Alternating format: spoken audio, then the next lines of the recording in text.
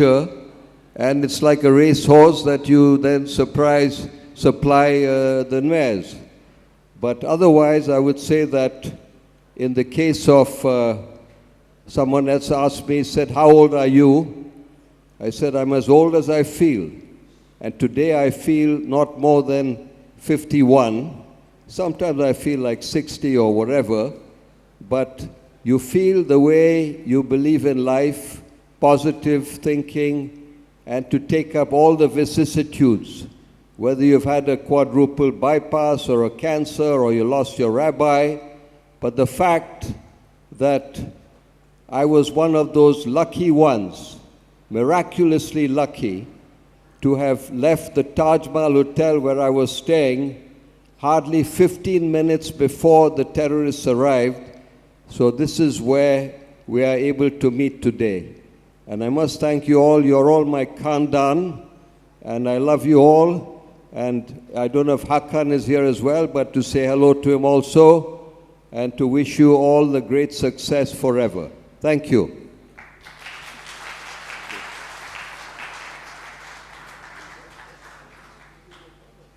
Ladies and gentlemen, Sam Marshall. Thank you, sir, for making it so very special by being here today.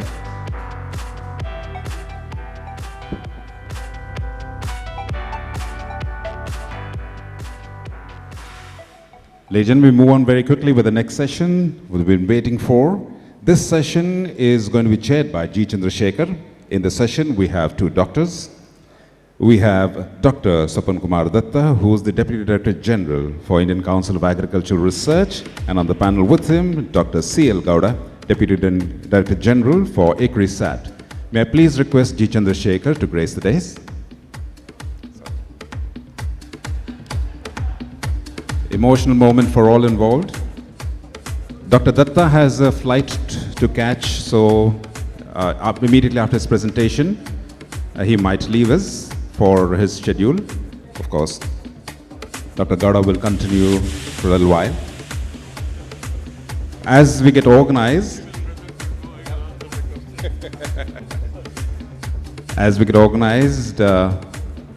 आपसे कहना चाहूँगा कि जो मैंने इस मंच से जो प्रसारित हो रही थी सोचना आपके प्रस्थान के बारे में आपको समझ नहीं आया है, क्योंकि वो अनाउंसमेंट्स हिंदी में थी।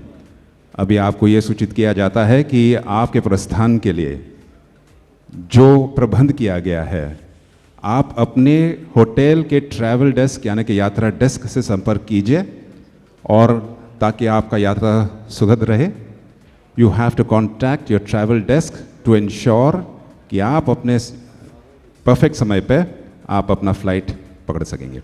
So without further ado, ladies and gentlemen, we will now move on to the next session. As we move to the next session, I'd like to remind you that we don't have a tea or coffee break. We are moving right to until the end of the day. So thank you once again, ladies and gentlemen, the legendary Sam Marshall, the only man. Thank you, sir, making it very special. Big round of applause, ladies and gentlemen, for Sam. Still rocking. And now over to G. Chandrasekhar.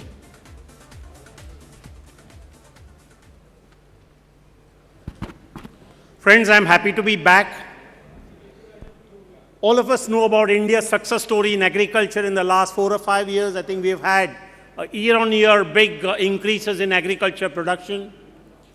India is the world's second largest producer of rice, second largest producer of wheat, the world's largest producer of pulses, and several other top-ranking production numbers that we have. We have with us this afternoon two outstanding scientists this country has seen in recent years.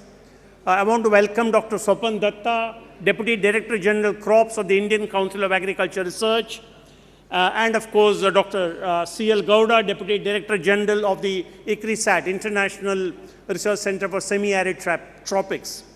Both these top-ranking scientists have done extraordinary work on pulses, in particular on agriculture crops in general, and over the next 40 minutes or so, they're going to share their thoughts, their vision, their plans, how these plans are going to be implemented and how these plans are going to benefit the stakeholders in the pulses sector. we are particularly delighted that India's pulses production in the last 3 years has rebounded phenomenally from 17 million tons in 11-12. It became 18 million tons in 12-13 and now 19.8 million tons in 2013-14. Hopefully, if it keeps increasing by 1 million tons year on year over the next 5 or 6 years, we should, who knows, certainly be self-sufficient. Maybe we could become exporters of pulses. So I think that's the vision that the government is working on, ably supported by scientists. I want to invite Dr. Swapan Datta to make his presentation. And with due respect to this House, I must mention Dr. Datta has a flight to catch, and therefore I would hate to relieve him soon, but there is no choice. And then if there is a quick question for him, of course, you can ask after this presentation. Thank you. Thank you, Mr. Chairman Chandrasekhar. I'm grateful to the organizers that particularly invited me, and I enjoyed this particular session, this Pulses Conclave, since yesterday and the whole day today. It is amazing to see the business communities how active in this particular endeavor. And this is also encouraging for the scientists or the policymakers who care for the science and the development for the future, and to see that so much of potential and interest from the business community that do have worldwide and particularly also in India. I think as you know that it has been mentioned that 263 million tons we reached, and this particular slide tells you that pulses, this data is 2010 data, we still need 140% more pulses to meet our requirements, which is a daunting task. It's not easy that we can do it. I would come out with a few comments at the end that how India should look into particularly to meet the requirements. Now in pulses particularly different government programs as well as Indian Council of Agriculture Research along with state agriculture university scientists, they are actively engaged in developing new varieties, and that varieties can fit into the different agro ecosystem. And particularly we are looking for short duration pulses that can fit into the two intercrop or particularly in the rice fallows. Now, as far as nutrition composition and nutrition profile is concerned, I think it is a mistake that India or we haven't yet taken pulses as seriously we should have taken. Pulses should be provided in the PDS or as a nutrition profile, as a regular kind of supply chain, so that our 43% malnourished women and children can have a better life. And there are enough reasons all pulses and particularly lentils is so immensely important from the nutrition point of view. I do not have time to elaborate on this subject, but at the same time, I'm sure it is known to you. Now, if you look into this particular slide, 1960-61, that rice 35 million ton, wheat 11 million ton, say pulses 12.7 million ton production, and today it is rice 104, pretty several fold increase, maize 22 million ton, wheat even 94 million ton, but pulses only 18 million ton, and that only happened in last 2-3 years. But we are stagnant for 14 million ton for at least for more than a decade. So the pulses increase or the production did not increase for a long time, excepting last few years. The simple reason is not much science has been done on pulses, because majority of the pulses there is no hybrid is available, and pulses basically is an India-based crop, and mostly in this part of the world it is being used. And this is not a simple model crop that science, particularly molecular biology and biotechnology, are being incorporated in this particular crop. There is a narrow genetic diversity being utilized for pulses, and that's the reason we could not improve the yield or the genetic diversity of this crop. Fortunately, there is several actually recent papers, not only for rice, tomato, and many other crops. The genome sequencing have been conducted, and also pulses, particularly pigeon pea, chickpea, both the crop have been sequenced. Because of the genome now being sequenced, as human genome has been sequenced, we now know the genes that present and control the pulses, growth, development, or even for future. If you want to get a climate resilient pulses production, it is possible now we can combine those genes and can make a better or a designer pulses can fit exactly wherever it is needed under extreme condition or a different ecosystem. And these possibilities definitely helped us to go to the next emerging new technologies, and that includes genomic-based plant breeding and molecular biology-based biotechnology, particularly transgenics and molecular breeding. That would allow us to combine different genes or different traits so that it can give whatever you want to design, whatever way you want to get your grain or architecture of the plant, so that better mechanization can take place, better weed management can take place. So all of the design that you are working and looking in cotton, in wheat, in maize, in rice, that all can be applied to the pulses. There are two things here I just wanted to mention here. For a long time, few thousand years back, when cultivation or adaptation of the pulses started or other crops started, there was combination of wild species, combination of different species took place.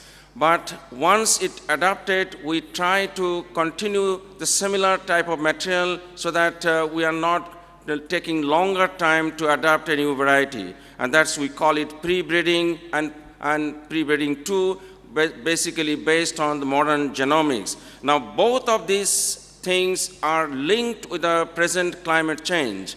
Yesterday, as well as today, this repeatedly mentioned the climate change. If 2 degrees centigrade rise in temperature or the higher emission of carbon dioxide in the atmosphere, that could be devastating for all crop plants, including pulses. No matter the business communities, whatever you are thinking, your prediction, prices, inflation, rupees devaluation, dollar evaluation, etc., nothing will work if your pulses not been grown in your country, or not being enough production are coming. Recently, we have done an evaluation of 22,000 of germplasm accession and 18,000 of chickpea grown in the entire country to see that what are the material are suitable for a particular condition, and can we select that phenotype, and that phenotype can be utilized for future new high-yielding varieties. Similarly, continuously these efforts are going on, and we are selecting new material, and continuously that would be done in future, even more sort of marker-assisted breeding as well as transgenic breeding.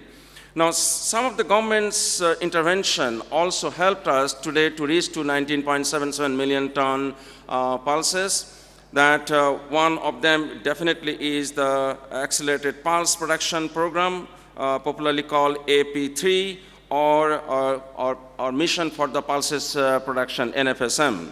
Now, this government intervention, or giving higher minimum support price, as well as demonstration of the high-yielding varieties in the farmers' field, it helped us to getting this improvement of the program. There are many of those varieties of all the pulses being developed in ICR, at CRISAT, as well as under other program of ICARDA, and with all our state agriculture university in ACRI program, and continuously we're evolving new varieties. And particularly, I would mention 1 or 2 varieties that mung bean, and we have now developed 60 days maturity, and there are some materials are coming even 45 days maturity. What it speaks, what it tells, why we're going for a shorter duration of the material.